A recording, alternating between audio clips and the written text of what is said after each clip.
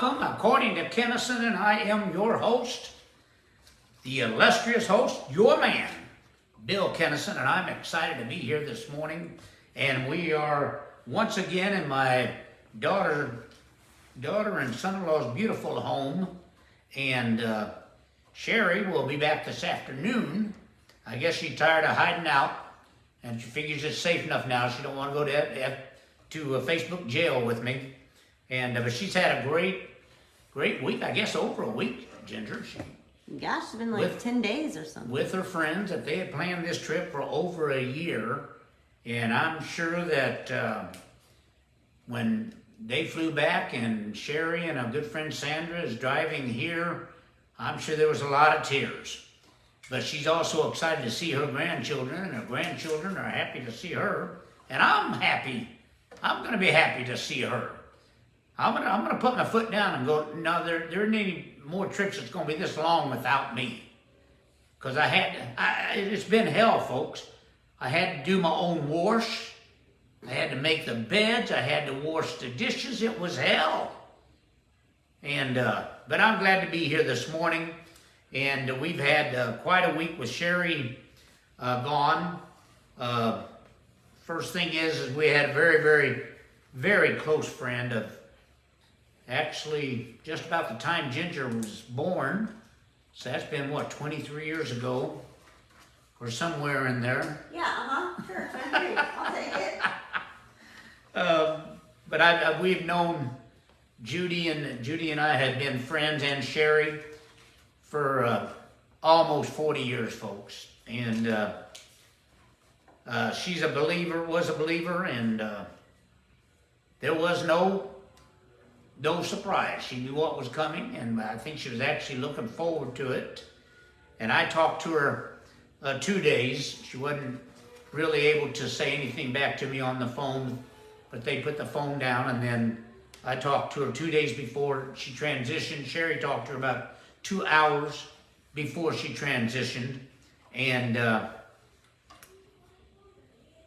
one side of me really, really misses it. One side of me sick of losing my friends, but I'm in no hurry to go anywhere yet.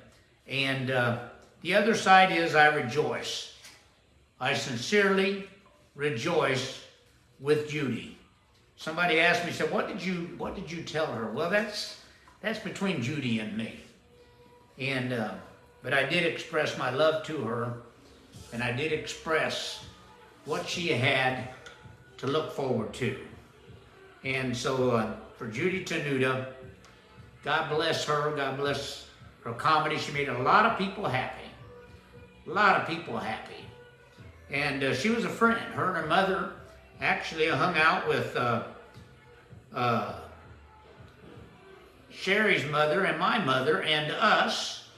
And we were more than just a friend. She was one of those special friends.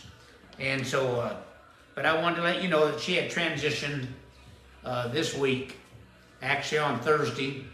And while she was transitioning, I drove up to Austin from San Antonio and met with a person I had not personally seen in 30 years.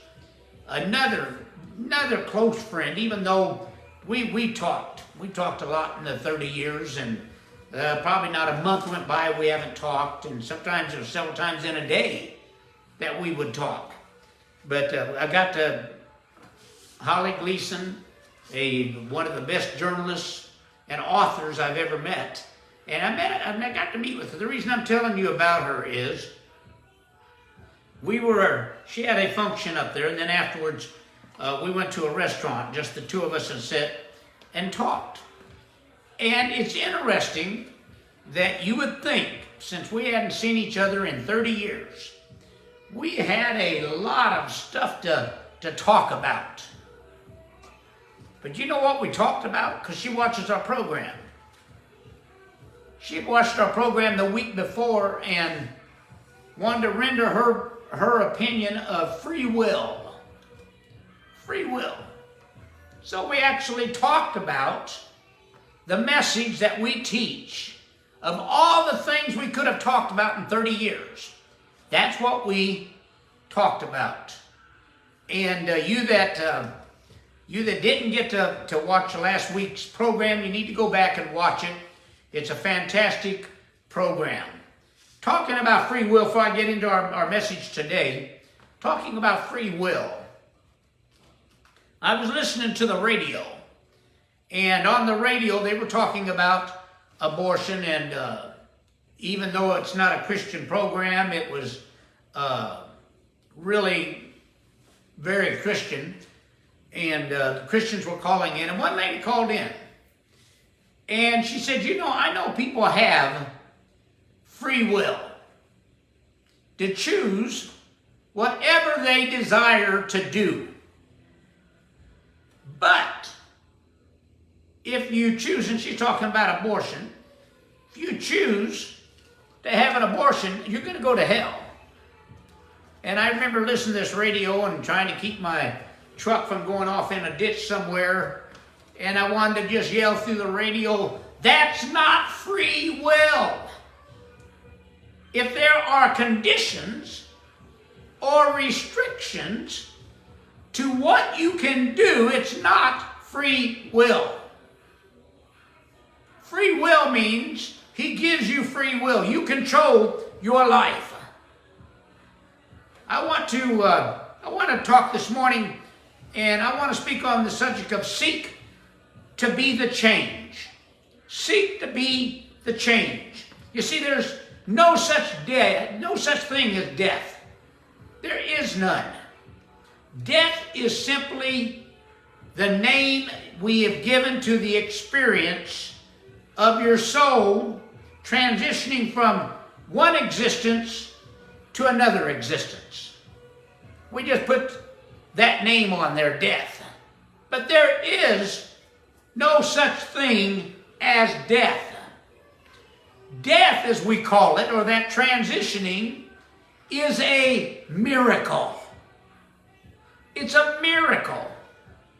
And it is breathtaking. I don't know how many folks that I've been with at their bedside, including my own family members, when they have taken their last breath on this side. And I have seen their countenance. I've seen them step into that next existence talking to someone. My own brother, Sam Kinison, laying on a highway from a head-on collision. And as he transitioned from this existence to the next, he was conversing with someone.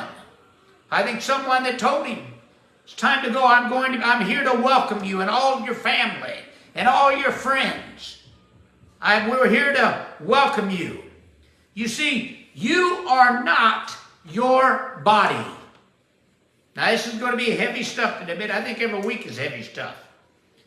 Who you are is limitless. I had someone tell me, I like it better when you talk about success. I'm talking about success. You are limitless. And you are without end. You're never going to end. See, this body can be hurt. It can be damaged. Or it can even be destroyed. You can have afflictions that affect your mobility, that affect your physical body. But you, in exclamation points, you cannot. The real you cannot be hurt. The real you cannot be damaged. I don't care what that body. Somebody said I'm limited to a wheelchair. The real you is not limited to that wheelchair. You see, in fact, this body can cease to function, but you cannot. You're going to keep on. You're going to keep on. In fact, you are an energy that never ends. In time or space, you never end. You see, if organized religions, and I'm not just talking about Christians, I'm talking about all religions, Buddhists, Islamics, you name it. I don't care. Taoists, all religions. If they taught this truth, they can never also teach that any person is better than another. And I know Christians do that. That any one soul is more pleasing to God than another soul. Or that any one path is the only path to divinity. If they really taught this truth that I'm teaching, they wouldn't be able to do that. They could never teach, now listen, they can never teach that some souls go to heaven while others are condemned to hell if they taught this truth. Somebody said, you don't believe people going to hell? No. I also don't believe in people going to heaven. I believe that what waits for us, every one of us, because one isn't more special than another, what waits for us is beyond our imagination. You see, religions teach you that you're shameful. You're guilty creatures. That you were born in sin and did not deserve to even be the dust under God's feet. That's what they teach you. They rob you, now listen, they rob you of your self-esteem. I want you to hear that. You say, why? People who are robbed of self-esteem, you know what they do? They rob others of their self-esteem. People who do not love themselves. That's why I'm always telling you have to love you first. Because people that do not love themselves cannot love others. Man, this is good. Go ahead, preach it, Billy. This is good. People who see themselves as unworthy, and I was raised in that cult, that we were unworthy. We also looked at other people as unworthy. Remember the old saying that misery loves company? It's the truth. If you're miserable, you want everybody else to be miserable. If you feel unworthy, you want everyone else to feel unworthy. And then you wonder why you're not successful, why you don't have money, why you don't have good health. See, the core of most religions is not joy, innocence, and self-celebration. You know what it is? It's fear, it's guilt, and it's self-denial. That's what they teach you. I told my friend on Thursday, and because she was raised in a Jesuit Catholic upbringing. I was raised Pentecostal. We were kind of comparing what we had been taught and what we had went through. And I said, you know what? In our church, we knew more about the devil than we did about God. In our church, we knew more about hell than we did heaven. No wonder we live like we did. See, don't let a moment go by in which you have an opportunity to tell someone how magnificent they are. Don't let an opportunity pass in which you have a chance to offer praise to someone. I made a habit when I was a young man, and a lot of people call it flirting and everything else. No, I want people to feel good. So if you're my cashier at the grocery store, I'm going to look at you and I'm going to find something that I like. And I'm going to tell you, it may be your fingernails. I like those fingernails. Well, thank you. I like your hair.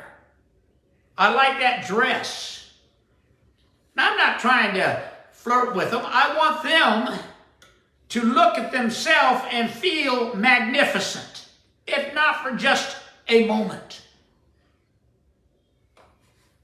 When I was in college and taking psychology classes, one of the things that we were taught is 7 people every day envy something about you. 7 people. And sometimes you walk around like you're nothing. You're a nobody. Remember, at least 7 people every day are looking at you and they envy something about you. Maybe your personality. It may be your clothes. It may be your beauty.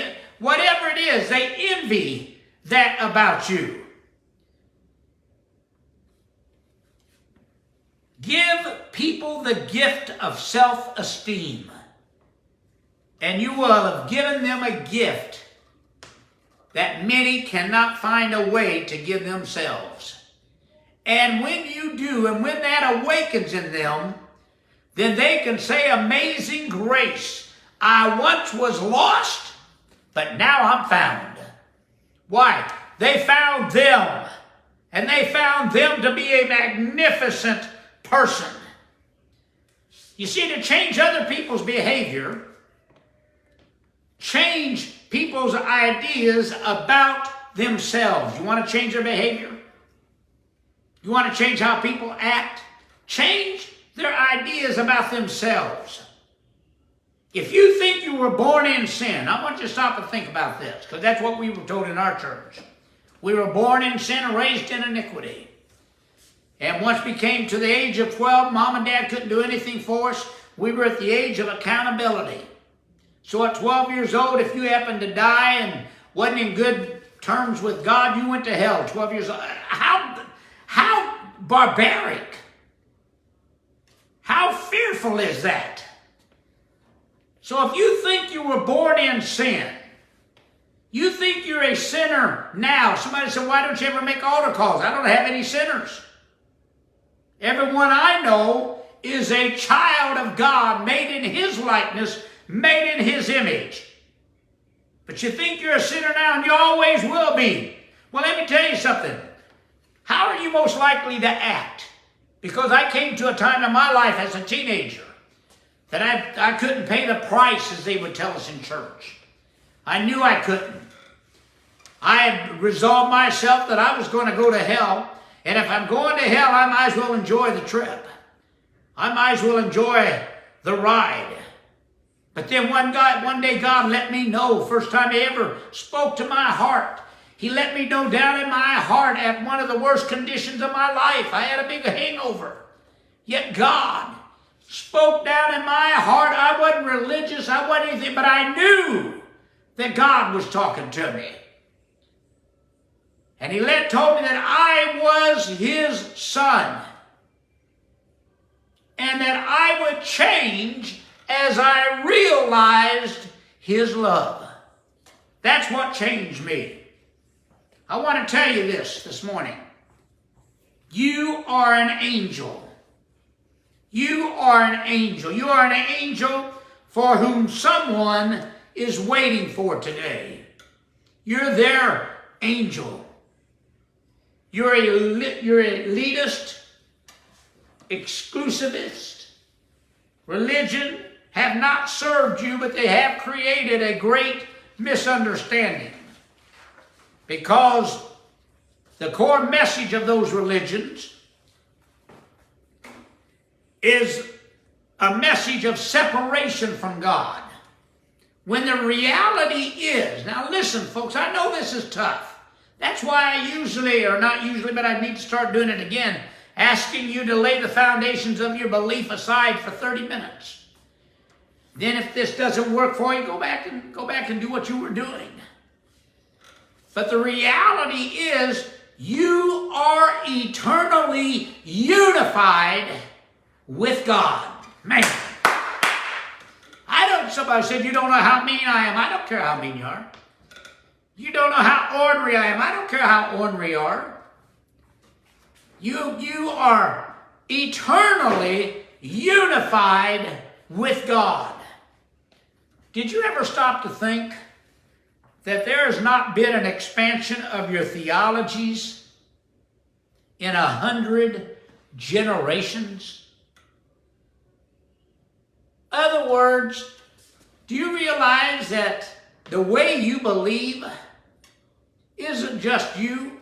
That is not changed in 100 generations.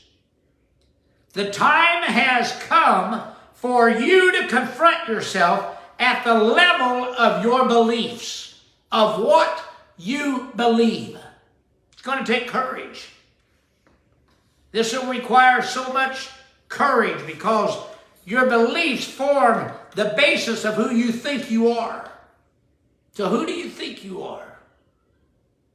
Somebody said, well, I don't think that I'm a child of God, a son of God. Well, that's why those beliefs have to change. There's something wrong when we don't change.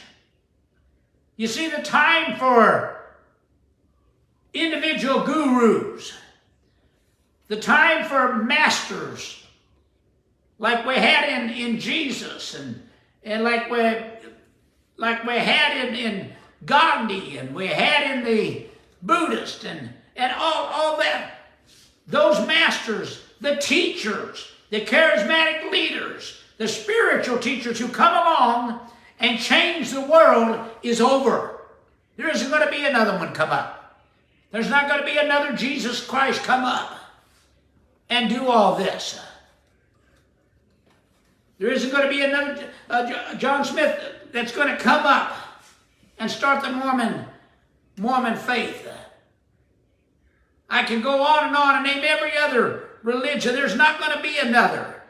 It is now time for you to change your own world.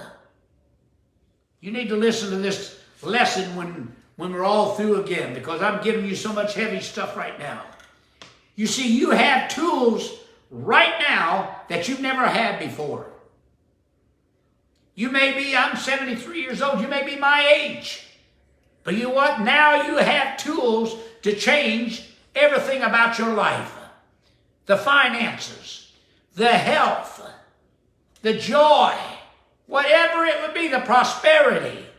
You now have tools to change your life and to change your world that you never had before. Don't go out, and there's so much junk going on in the world, especially politically. I don't know why I got booted off of Facebook a couple weeks ago. The only thing I can figure is I told you to vote. And I said, I'm not going to tell you how to vote. But vote. If you like the way things are going, if you like the leadership of how things in this world are going, vote for them. I'm not going to tell you who to vote for. But if you're not happy with how things are going, if you're not happy with the price of gas, happy with the price of food. I went to the grocery store while Sherry was gone. I went one trip and I told her, I said, I'm not going back to the grocery store until you get home. She said, why? I said, I can eat out cheaper than I can buy stuff at the grocery store and feed myself. I can eat out cheaper. But if you're not happy with that, then vote. Vote. It's time for you to change your own world. Don't seek first to change the world. Seek first to change the self. The self, yourself. Change that first before you worry about the world. Do not change your beliefs because you want other people to change theirs. That's not my purpose for being on this program. Change your beliefs because your new beliefs announce more accurately who you really are.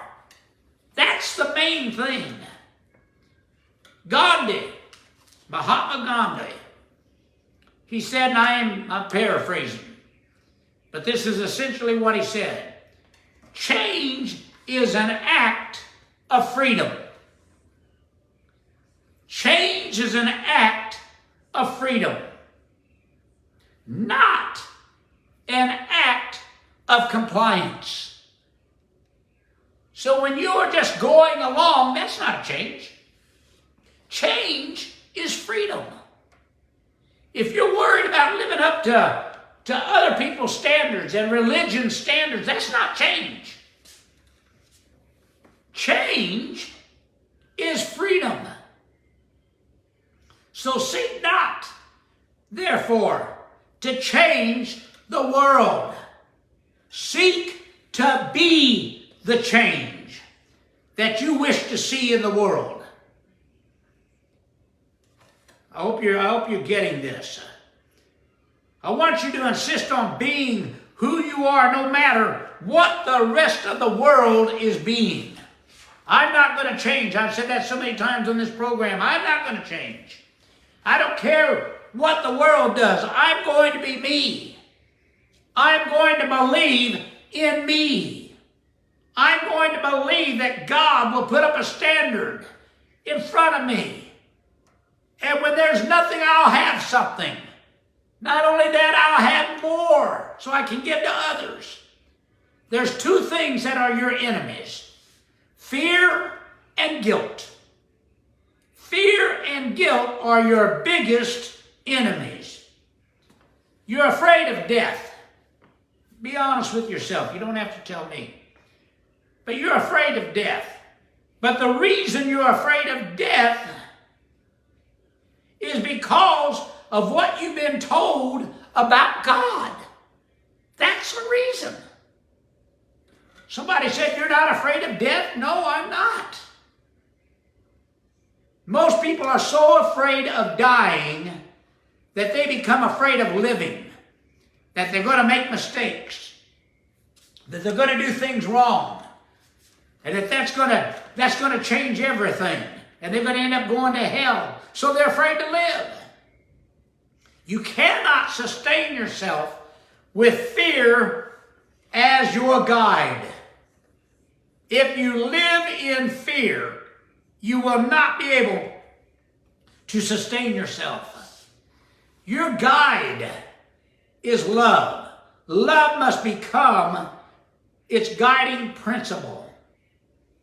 Yet how can we believe in love and not be afraid of dying? Well, we have been taught to believe in a God. Listen to this.